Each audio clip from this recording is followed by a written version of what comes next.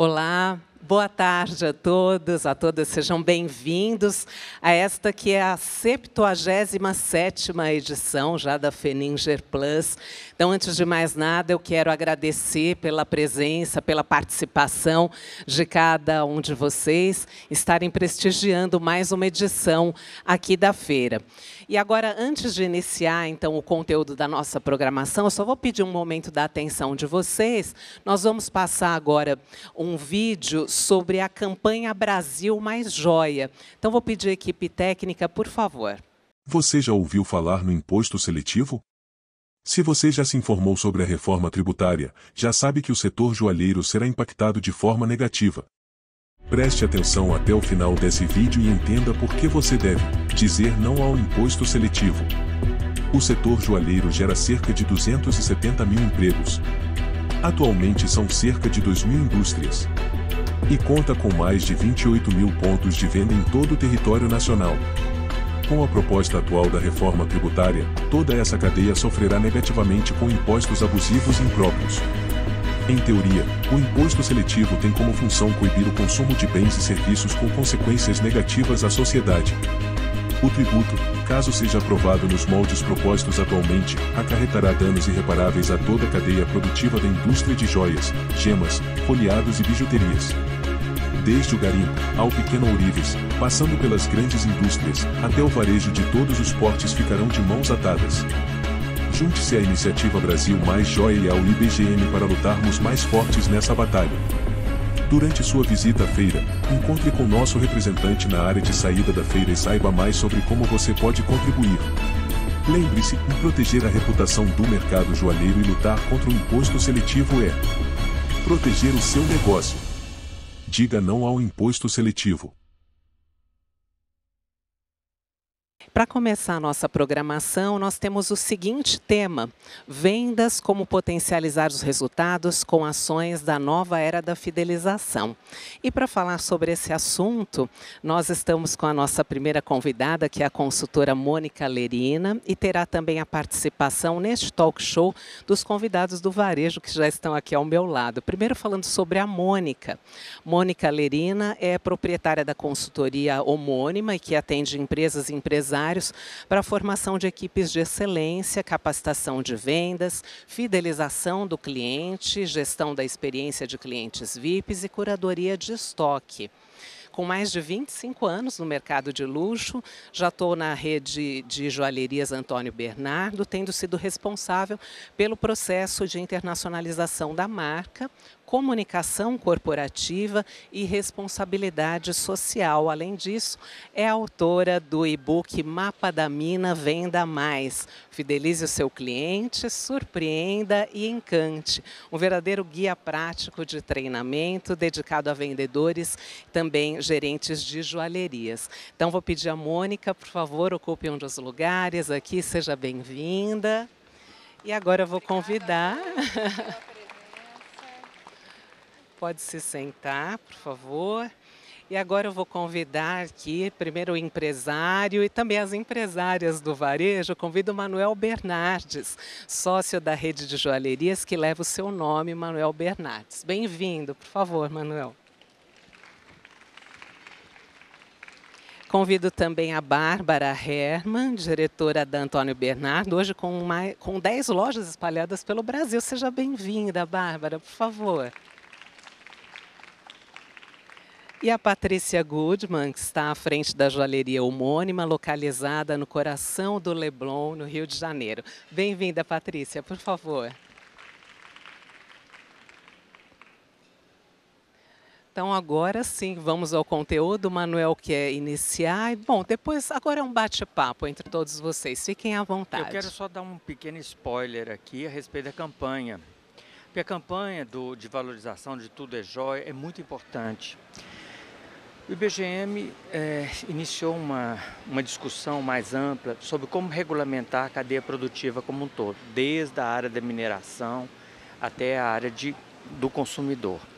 E para isso ele contratou uma empresa de defesa de interesses, Advocacy de Brasília, que é a FSB, que é muito grande e é extremamente importante que nós nos mobilizemos nesse momento para fazer a defesa do interesse. É claro que nós não vamos poder fugir da alíquota geral do imposto de bens e consumos, mas essa ideia do imposto seletivo é uma real ameaça para a gente. Foi um jabuti incluído na última hora pela Câmara para proteger a Zona Franca de Manaus, e a gente acha que isso é um absurdo, porque a Zona Franca de Manaus hoje tem apenas 5% da produção nacional e ela pode onerar 95% da produção que não está na Zona Franca de Manaus. Então isso para nós é muito importante. Lembrem-se vocês que no governo do presidente Bolsonaro houve uma redução de 25% do IPI e o Supremo derrubou essa redução dos 25%, alegando que existiam fábricas de joias na região da Zona Franca de Manaus. Então, há que se ter uma regulamentação que baseie-se na quantidade da produção da Zona Franca de Manaus em relação a todo o Brasil, e não uma imposição geral sem nenhuma medida. Segundo, nesse mesmo jabutis, houve um acréscimo na lei que diz que os estados podem gerar taxas, e essas taxas estão visando os produtos semi-elaborados e os minerais, ou seja, toda a mineração de gemas, inclusive, estará sujeita, além da CEFEM, que já hoje é cobrada 2,5%, uma nova taxa que os governos estaduais podem cobrar a revelia. A decisão é puramente do Estado. Então, essas são coisas muito importantes, a regulamentação da extração do ouro. E nós vivemos no último semestre um grande risco de contaminação da percepção de que o segmento joalheiro ele está envolvido nas questões de mineração ilegal em terras indígenas. O que não é de jeito nenhum a verdade, nós não somos responsáveis por essa área.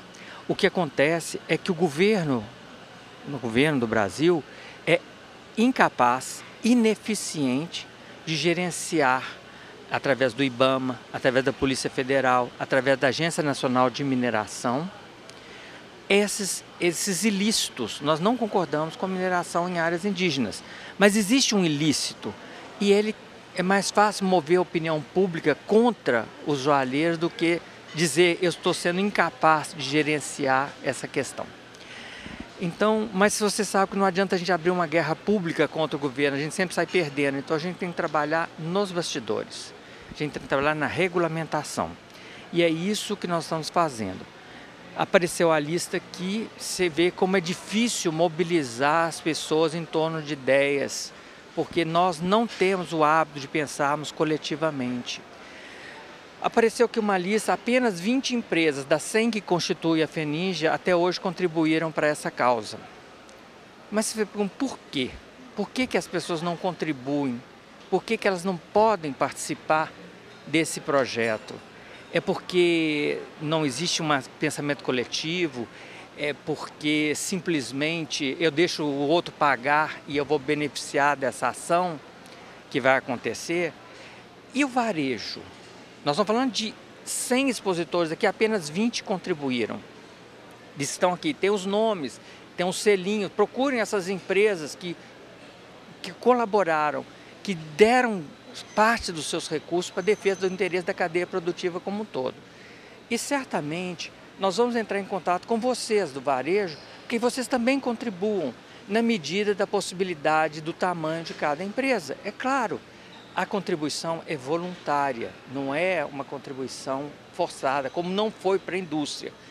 Mas me inquieta profundamente saber que esse grau de desunião e de desinteresse compromete o futuro de um segmento inteiro, por não compreender a extensão do risco que nós estamos vivendo.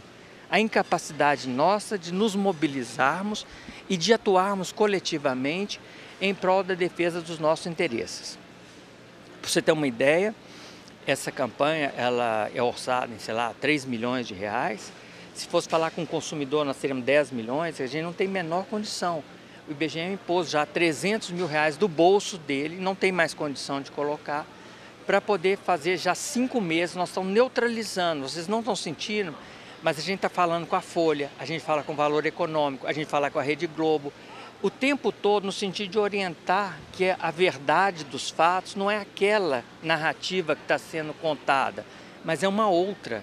Existe o problema? Sim, existe o problema, mas não é responsabilidade da cadeia como um todo. Ela está residindo lá no começo, mas nós todos sabemos que o segmento de joias tem muitos problemas de informalidade, não pagamento dos impostos. Então, nossa cadeia é frágil e é preciso que nós ajamos no sentido de reforçar um pouco essa cadeia para que nós não sejamos atropelados pelo governo. O governo tem uma noção muito clara dos grupos econômicos, das fugas de recursos, só que ele está mirando ainda algumas coisas maiores, mas virá. Então, desculpa essa digressão, mas ela é importante que vocês saibam o que está acontecendo nesse momento, quais são os desafios que nós temos que vencer e da necessidade que nós trabalhemos juntos em prol de uma estruturação da nossa cadeia e que nós possamos sair das páginas de polícia para umas páginas de consumo adequado, de economia circular, de interesse com a população. É uma outra pauta que deve ser incentivada. Obrigado e eu peço desculpas, Mônica, por ter interferido no seu tempo, no seu espaço, mas eu acho que era muito importante que vocês tivessem um pouco a noção dessa dimensão do problema que nós estamos vivendo e da dificuldade que nós temos de mobilizar o segmento em torno de ideias. Obrigado.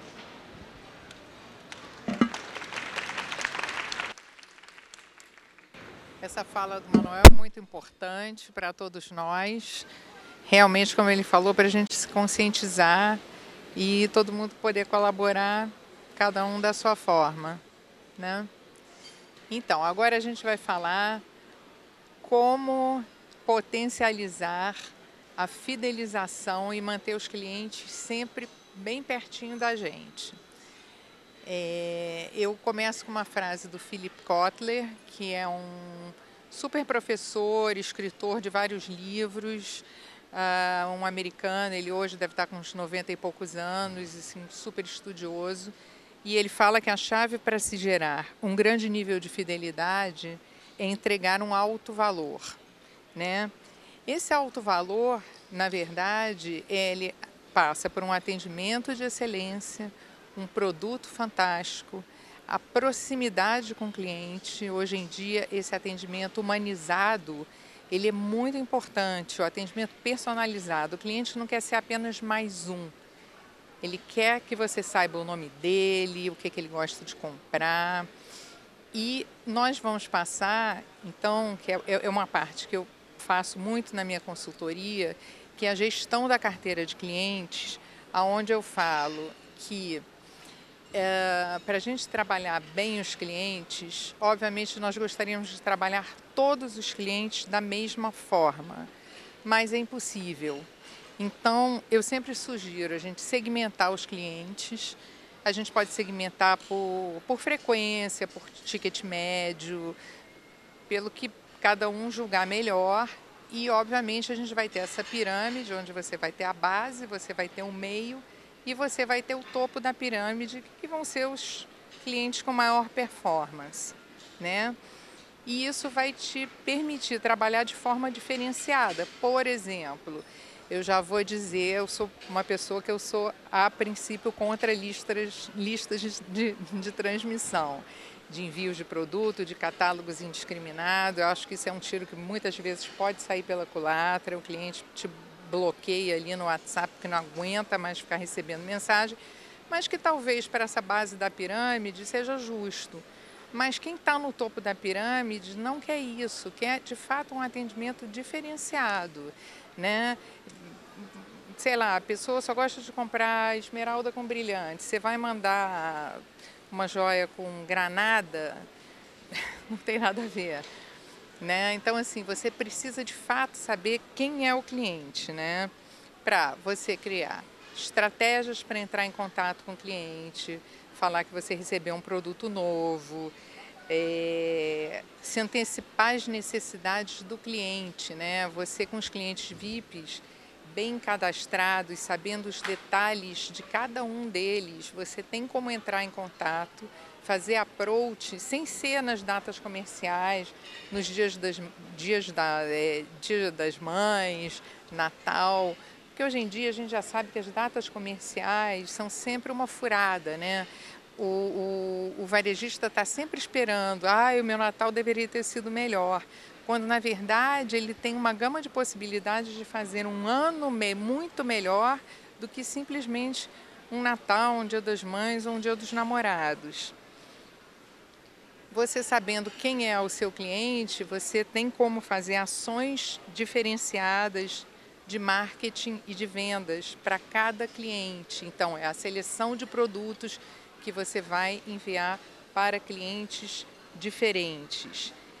E, obviamente, ainda vale, eu acho que os programas de fidelidade, né, que são já uma estratégia de marketing antiga, para manter os clientes com benefícios, ofertas.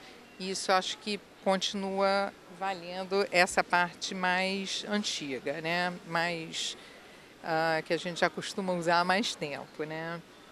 Espera aí, que agora eu tenho que mudar o slide aqui. E as principais razões para a gente fidelizar os clientes, né? Obviamente é mais barato você reter os clientes antigos do que você buscar novos clientes, né? Se você tem eu acho que muitas pessoas aqui passaram por isso durante a pandemia. Eu tenho um cadastro de clientes, vamos supor, com 10 mil clientes. Na hora que você vai trabalhar, você não tem nem 2 mil, porque muitos estão desatualizados, a maioria você nem sabe quem é. Então, é muito importante para você reter os clientes, você saber quem são esses clientes, dentro daquela segmentação que eu falei no slide anterior, né? E a gente sabe, eu botei aqui até dados da Nielsen e da Bain & Company, que são várias empresas, são empresas que fazem estudos estatísticos, né? Que clientes satisfeitos indicam a marca e trazem novos clientes. É o famoso boca a boca, né? E que, por exemplo, aqui no estudo, no caso da Nielsen, né, mostra que 80% das pessoas têm confiança total na recomendação de amigos e familiares. Gente, é muita coisa. 80% é muita coisa. Então, assim, se você entrega um serviço, você surpreende o cliente, você tem um bom produto, a chance de você ser recomendado ali dentro daquele círculo é fantástica. Vamos investir nisso, né? Clientes encantados com a marca, além de comprarem novamente, compram mais. Aí está dentro daquela retenção de clientes, e isso também é um estudo da Bain & Company, que mostra que em 60% dos casos isso acontece, os clientes compram mais. Eles vão ficando realmente fãs da marca, clientes de carteirinha. E ter bons clientes, ter proximidade com eles, ajuda demais na previsibilidade de caixa da empresa. Então, se você sabe quem é o seu cliente, é o aniversário do filho, é o netinho que está nascendo, e não simplesmente aquela data de casamento, data de aniversário, né? Você criou a proximidade, você sabe o que de fato é importante para o cliente. É isso que vai fazer o diferencial na vida dele. Né? O aniversário do pet, é um casal, eles não têm filhos, mas tratam os pets como filhos. Você sabe o nome do pet. Olha, eu fiz uma medalhinha, olha, tive uma ideia para você dar. Isso tudo faz um diferencial que o cliente, ele não te larga, porque você está oferecendo um serviço que nenhuma outra marca vai estar oferecendo. Quer que eu passe para você? Pode ser. Vamos lá. E como que a gente pode trabalhar melhor a fidelização? Estudando as tendências de mercado, gente. Isso é uma coisa que eu falo também direto.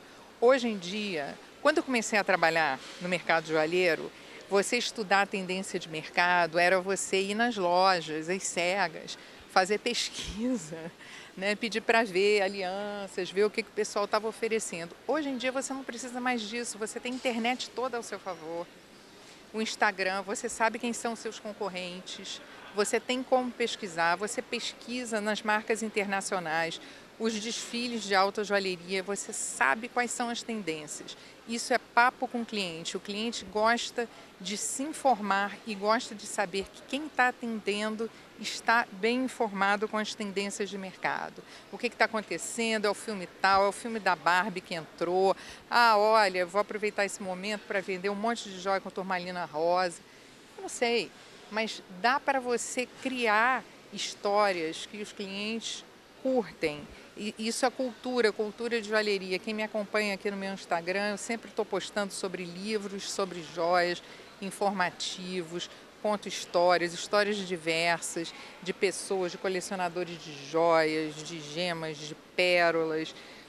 Enfim, você vai criando valor para os seus clientes, fazendo atendimentos de excelência. Sempre investindo em relacionamentos humanizados e personalizados. Redobrando sempre a atenção no pós-venda, ou seja, estreitando a relação da marca com o cliente, ajudando o cliente a se sentir parte da marca, porque quando você pede um feedback, e aí você está usando a joia, como é que você está se sentindo? O cliente sente que ele colabora com a marca também, dando esse feedback. E mantendo equipes de vendas motivadas, gente. Se você não motiva os seus vendedores, os vendedores são as pessoas que estão ali à frente atendendo os clientes. Se eles passam desânimo para o cliente, é o que eu falo para o vendedor, não tem dia chuvoso, é sempre dia ensolarado, o vendedor tem que estar para cima, tem que estar animado e a empresa tem que dar suporte para o vendedor precisa conhecer bem o produto, ele precisa ter confiança no que ele... no produto que ele apresenta, confiança no valor do produto. O vendedor realmente ele não pode titubear. Uma equipe capacitada faz sempre um atendimento de qualidade, excelência, surpreende e encanta. E para aprimorar a experiência do cliente? Então, é isso que eu acabei de falar. Transmitir segurança e demonstrar conhecimento durante todo o processo de atendimento, cumprir o que promete, né? Você falou que vai entregar uma joia na medida, cumpre o prazo, cumpre tudo. Não deixa o cliente às cegas, o cliente solto, perdido. Fala sempre a verdade para o cliente. Eu cansei de ver isso, o cliente veste a joia. Eu acho que eu não vou conseguir dar conta do fecho dessa pulseira. Não, vai sim, olha só, vou te ensinar a tirar, a botar. Não sei, não vou conseguir, esse fecho é difícil. Olha, realmente esse fecho é difícil. Vamos fazer uma coisa? Leva a pulseira, se você sentir dificuldade, a gente vem e troca esse fecho para você. Mas fala a verdade, o cliente gosta disso. É assim que o cliente vai confiar em você, né? Ser ágil para resolver as questões que o cliente coloca. Enviar um mimo, para quem gosta de enviar mimo para a casa do cliente, flores. Eu sempre acho que o mimo deve ser sempre alguma coisa que tenha a logomarca, para o cliente sempre que olhar, se lembrar da marca, né? Sempre que enviar um cartão para o cliente, escreve o cartão à mão. Não escreve, se puder, não escreve uma mensagem de WhatsApp, né? E no meu e-book, eu uso o WhatsApp, eu dou muitos exemplos de como você usar o WhatsApp para manter um relacionamento de forma leve e eficaz e assertiva. E é isso. Bom, então agora eu vou fazer aqui umas perguntas para os meus convidados e vamos ver aqui a pergunta que eu vou fazer. Eu não vou fazer para vou fazer para os três. Cada um tem uma expertise. O Manuel tem várias lojas no Brasil, exporta muito também. Bárbara, idem. Patrícia é dona de uma boutique fantástica, faz um atendimento de excelência, conhece todos os clientes a dedo. Então, assim, cada um tem como é que eu digo? Uma maneira de atender o cliente. Bom, pergunta número 1. Eu sempre digo que o processo de fidelização começa quando o cliente entra na loja. É aquela primeira impressão que o cliente tem. E, na sequência, quando quem está atendendo vai lançar as informações no cadastro. Informações que eu digo não vão ser CPF, data de nascimento, informações outras, para a partir dali você já ter motivos para entrar em contato com o cliente, né? Já dizia o Steve Jobs, né, que quanto mais próximo do seu cliente, mais você vai poder se antecipar às necessidades dele, né? Manuel, como você faz uso dessas informações para quem entra para estar em contato constante e humanizado com o seu cliente? Como você vê isso? Boa tarde a todos. É uma questão complexa, porque ela tem muitas vertentes. A discussão é como é que você gera valor para o seu cliente. De qualquer empresa, pode ser uma empresa de aço, pode ser uma empresa de feijão, como é que você gera valor para o cliente? Aquilo que você está oferecendo tem interesse para o cliente? Ele percebe valor naquilo?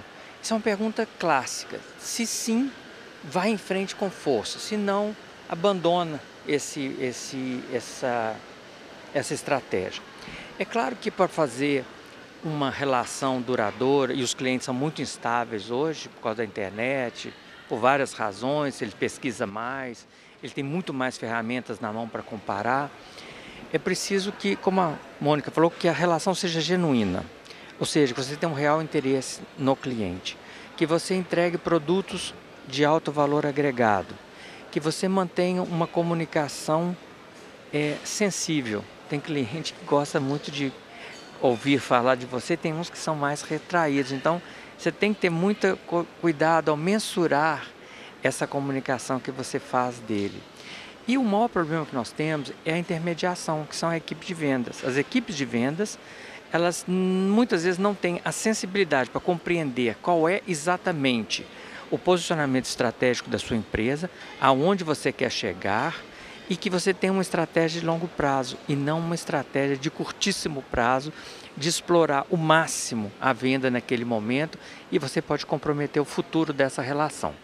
Então, tem muitas abordagens, são muitas vertentes para a gente conversar, mas eu acho que a primeira coisa, geração de valor, interesse genuíno no cliente, claro, estar atento ao comportamento e procurar agregar novos públicos que hoje a sua companhia não agrega. Não é fazer uma coisa totalmente aberta, mas é lembrar que qualquer que seja o nicho de mercado que você trabalha, ele envelhece e você precisa renovar esse nicho.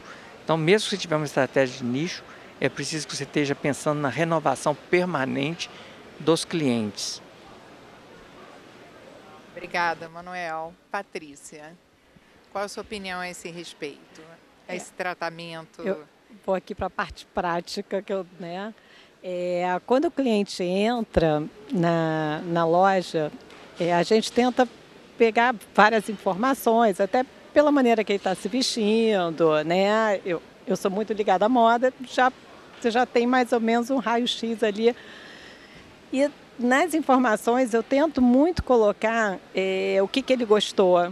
Porque às vezes ele quer um anel, mas ele adorou aquela pulseira, mas aquela pulseira vai ser para um outro momento. Então, o marido vem procurar, o filho. Então, se você não tem mais aquela pulseira, pelo menos você sabe qual é o estilo que ela gostou, o estilo que ela, enfim, que está acompanhando. E, enfim, fora a parte mais técnica, né? A medida do dedo, enfim. Mas eu tento colocar, passar esse olhar para a vendedora, porque é difícil, a vendedora tem que bater a meta, né? Você cobra a meta, mas ao mesmo tempo você não pode empurrar para o cliente, né? Você tem que dar aquilo que ele está querendo, ou pelo menos às vezes ele está imaginando uma coisa, acaba levando outra completamente diferente, porque você de repente criou esse desejo. Eu acho que é criar um desejo e enfim, eu acho que a joia é engraçado. Você, às vezes, entra numa loja e compra um vestido de R$4.000, mas para você gastar R$2.000 numa joia, às vezes, é difícil. Eu acho que tem aquela conotação do eterno, né? Pelo próprio metal, o ouro, as pedras, elas são eternas. Então, eu acho que tem um valor ali que é sentimental, é duradouro, então é mais difícil a pessoa gastar sem sentir, Eu acho que ela acha que tem que casar com aquilo, né? Com a peça. E você, Bárbara? Eu ia falar não só o vestido, mas a bijuteria às vezes custa quase tão caro quanto uma joia. Com certeza. Mais fácil de vender. Eu também vejo que acho que os clientes, as vendedoras têm que conseguir ter uma conversa com o cliente. Na verdade, entender o relacionamento, fazer esse relacionamento, assim, perguntar quais são os interesses. Gosta de arquitetura? Gosta de design? Não sei, vai fazendo umas perguntas para que haja uma conversa mais genuína e que quando você procure depois por WhatsApp para oferecer alguma coisa, você também vá para outro caminho que não seja só, olha, chegou esse produto novo, vem conhecer, quer tomar um cafezinho, mas você tem uma conversa sobre interesses mútuos. Acho que é isso. É isso mesmo. E esses dados sempre, né, Bárbara, todos anotados no cadastro. Esse cliente gosta de arquitetura, esse cliente gosta de design, esse cliente adora moda.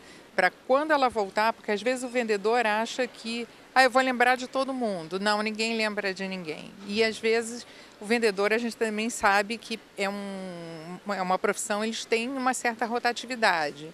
Então a informação não pode ficar parada com ele, tem que estar lá no cadastro da loja. Eu acho até uma coisa interessante, a gente está aqui dialogando, vou ser rápido, porque tem muitas boas informações. Eu faço uma revista muito sofisticada da empresa, onde o conceito criativo está dissecado ao longo de matérias. São 15 matérias que associam o conceito criativo, no sentido de ficar mais fácil para o cliente. Mas eu mesmo tenho dúvida se fica mais fácil ou mais difícil, porque eu falo, se nós estamos falando de como nossa equipe de venda pode entender falar de uma Zaha Hadid para falar de arquitetura, como ele pode entender de quem foi o Andy Warhol, quem foi Helmut Newton, que fotografou as coisas mais incríveis da moda. O nosso vendedor não tem essa condição, eles não têm bagagem, eles não têm vida para além daquilo ali. Então é muito difícil estabelecer um diálogo verdadeiro, o desnível é muito grande, Então a gente tem que ficar naquela superficialidade inteligente, que é o seguinte, você lançou uma coleção, leia sobre aquilo, leia sobre as fontes de inspirações, tudo, mas aprenda um pouco mais. Mas quando a pessoa não tem a bagagem mínima, é muito complexo. E outra coisa, essas informações que vocês falam, é muito difícil a gente guardá-las. Porque os vendedores escrevem no caderninho deles lá, e isso não é uma informação pública para a empresa. Então hoje tem sistemas de softwares que estão gerenciando melhor a interação com o cliente. Quantas vezes eles medem a frequência, quantas vezes eles medem o resultado das campanhas e vê quantas vezes o seu vendedor conversou com o cliente. Tudo no sistema, tudo no software. Não tem jeito de fazer na munheca.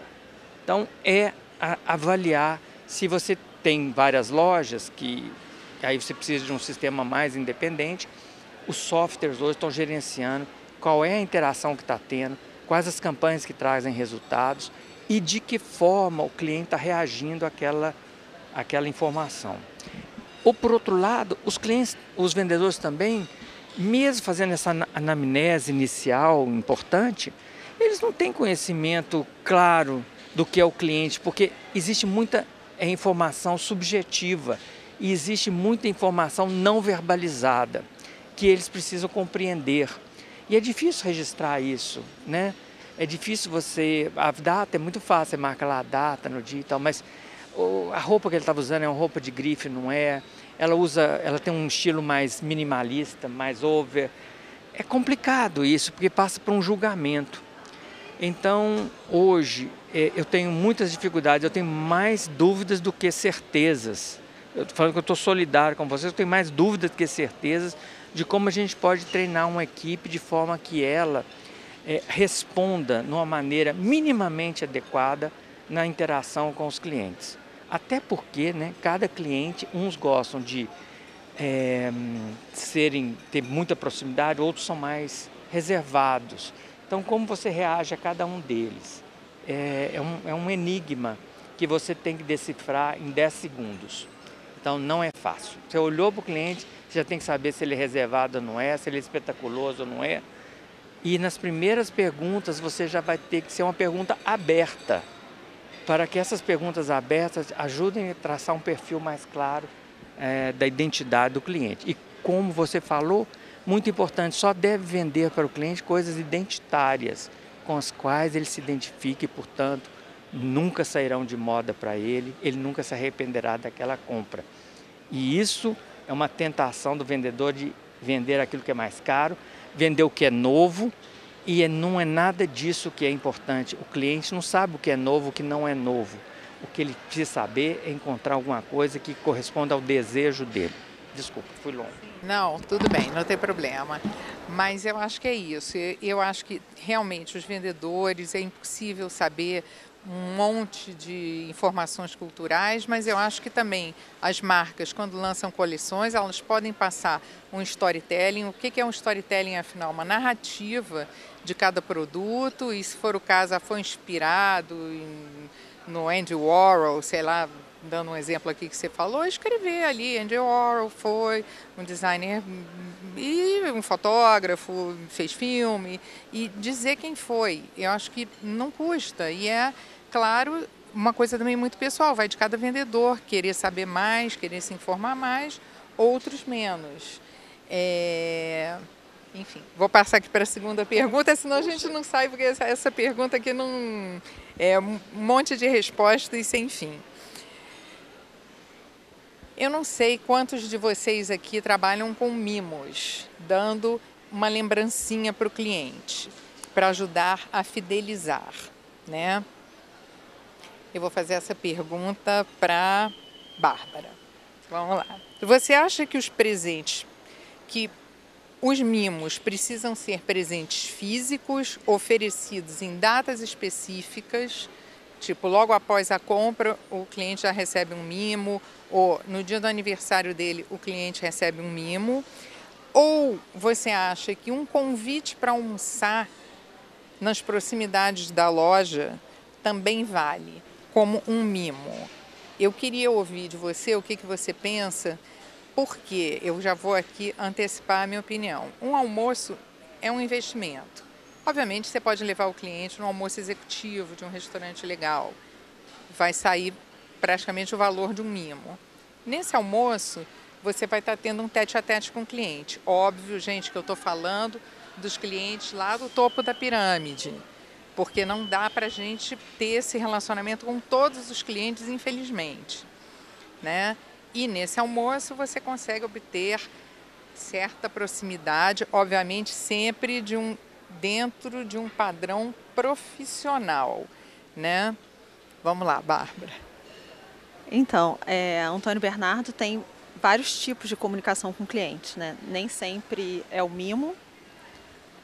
O mimo a gente trabalha mais no aniversário, mas Dia das Mães, Natal, outras datas, a gente acabou trabalhando sempre alguma comunicação mais criativa do que exatamente um presente.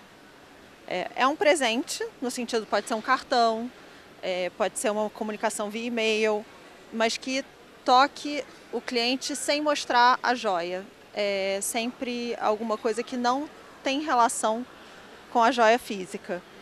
É mais uma ideia, é mais uma mensagem, e a gente recebe muito feedback de que isso é muito importante. Às vezes eles falam assim, eu adorei. Uma vez a gente fez uma caixinha de música, que era um motorzinho assim, que você dava a corda e tocava parabéns para você.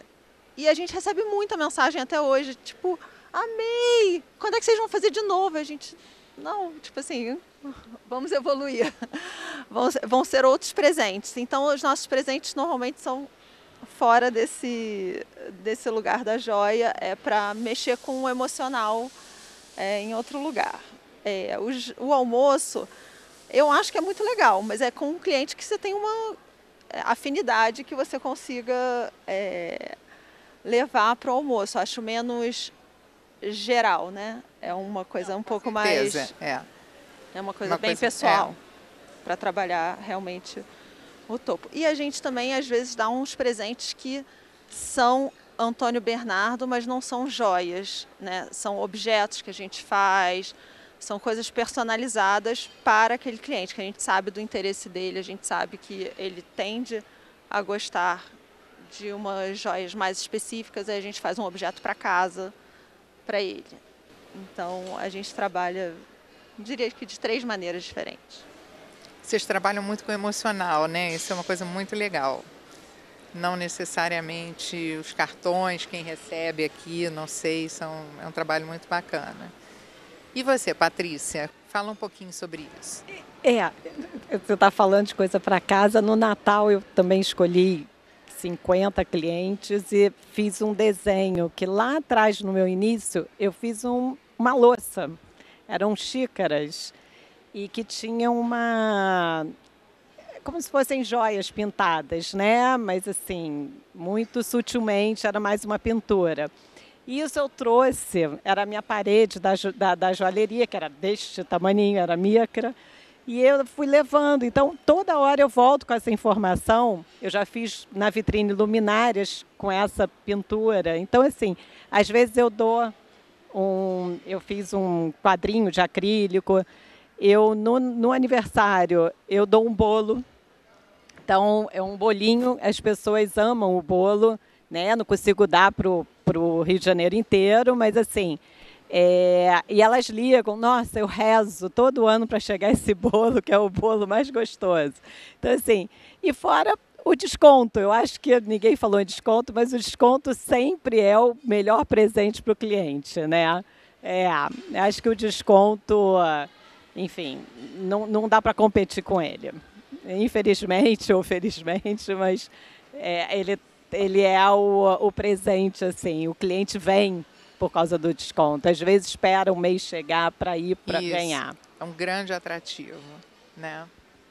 Você concorda, Manuel? Olha, desconto é um inferno. É um inferno. Porque a gente tem que educar o cliente, porque ele acha que joia pode dar desconto. Então, aplacar o sentimento de culpa de comprar é com desconto, mas isso é um inferno para nós. Porque nós temos planejamento de meta, nós temos planejamento de retorno e tudo mais.